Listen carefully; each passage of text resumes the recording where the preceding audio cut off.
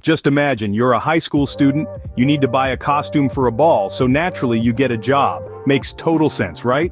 Welcome to the whimsical world of high school, as presented by Saved by the Bell, where getting a job to afford a costume for a school ball is just as normal as, let's say, studying for a test or complaining about cafeteria food. So, our dear Kelly, in an unprecedented burst of financial responsibility, decides to get a job at the Max. Yes, the very same place where she and her friends spend countless hours hanging out. She now wants to work.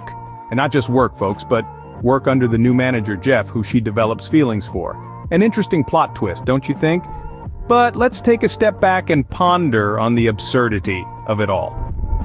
Is it just me, or does this storyline seem slightly outlandish? I mean, how many high school students do you know who would go to the extent of getting a job just to purchase a costume for a school ball? And not just any job, a job at their favorite hangout spot. It's like the writers were playing a game of how far can we stretch the bounds of reality. And let's not forget the probationary basis of her employment.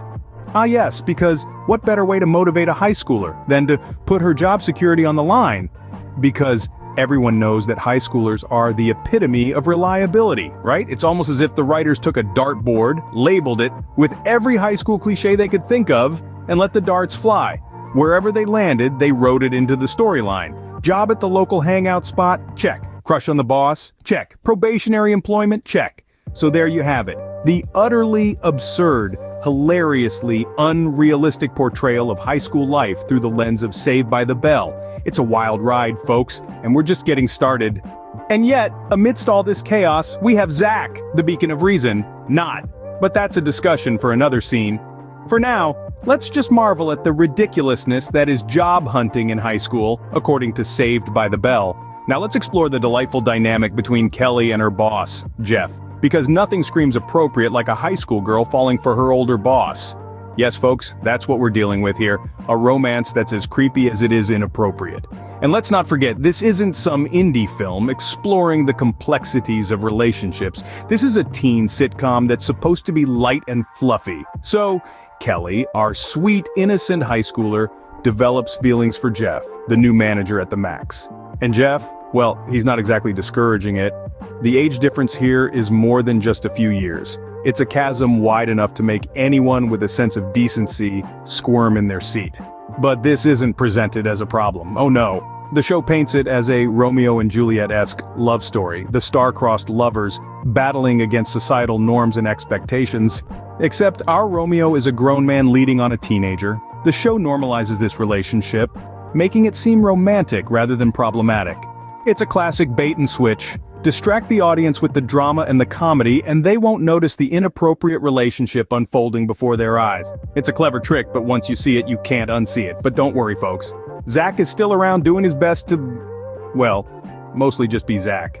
You know what's more absurd than a high school student working to afford a costume? Zack Morris. Let's take a moment to examine this character, shall we?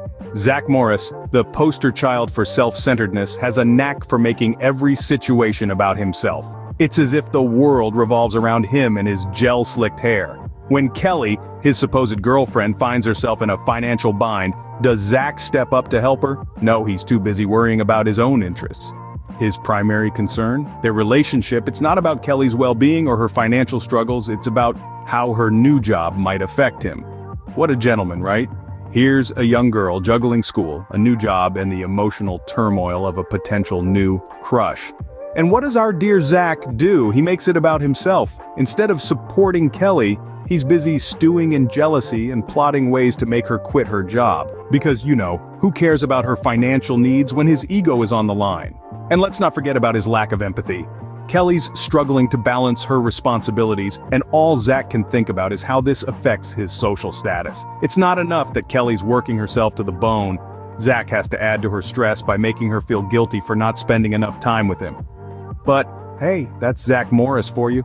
Always putting himself first, even if it means disregarding the feelings of those closest to him. He's not concerned about Kelly's circumstances. No, he's too busy worrying about how her new job and potential love interest might affect him. It's clear that Zack Morris is not the hero of this story. He's not the knight in shining armor, ready to rescue Kelly from her financial woes. Instead, he's the self-centered protagonist who's more concerned about his own needs than those of his girlfriend. So, who needs a knight in shining armor when you have Zack, the epitome of self-centeredness? Now, we've seen some pretty trashy stuff in this episode, but nothing, and I mean nothing, compares to the trashiness of Zack Morris.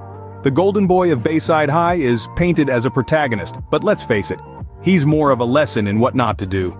Take, for instance, his blatant disregard for Kelly's feelings. She's working hard juggling school, a job, and a new boss who's clearly too old for her, but does Zack support her? No, he's too busy plotting his next scheme. And let's not forget how he manipulates every situation to his advantage, no matter who gets hurt in the process. This episode is a prime example. Kelly's struggling with her feelings for Jeff, her boss, and instead of being a good friend, what does our hero do?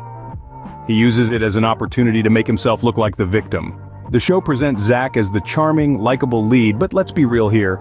He's selfish, manipulative, and completely lacks empathy. He's the guy who'll sell you a faulty car and make you feel like you got a great deal. He's the friend who'll throw you under the bus without a second thought if it means he gets what he wants. In short, Zack Morris is the embodiment of trashiness. He's a walking, talking case study of how not to behave, and yet the show tries to sell us this idea that he's the hero. Well, I'm here to tell you, don't buy it. And there you have it, folks. The undeniable proof that Zack Morris is indeed trash.